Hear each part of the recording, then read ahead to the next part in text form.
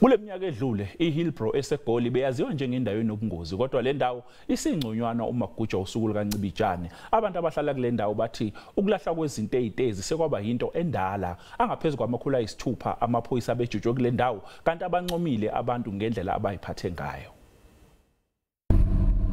iHilbrow eGoli indawo eneyinkinga zokuyiphatha kwezakhamuzi zakhona, ikakhulukazi ngesikhathi semigubho yokunqamula unyaka. Ngaphambi kokushaya kwehora le-12 bekunokukhathazeka ngokuphepha kwezakhamuzi. Kwashona abantu abathathu ngesikhathi kungenwa ku-2019.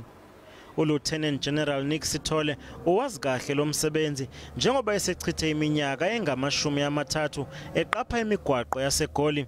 Yena kanye nozakwabo abalitholanga ithuba lokuphumula. See, by this time you having a lot of people that are injured, thrown with the bottles and all that thing.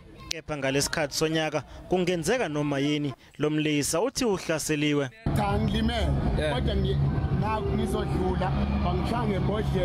Amaphoyisa wakwazi ukwenza lo msebenzi ngaphandle kosizo lomphakathi.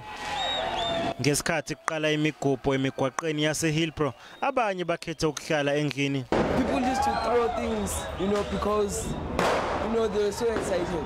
I would have gone out, but the reason I didn't go out was because of that scare. Like, okay, what if someone throws a bottle and missile over the balcony, it's gonna hit me and what? Amaphoyisa akholwa ukuthi indlela yawo yokusebenza yenze izinto zabalula. We have identified the gaps, of which we are not at liberty to can talk about the gaps we've identified, but we have improved our operation to ensure that we close those gaps.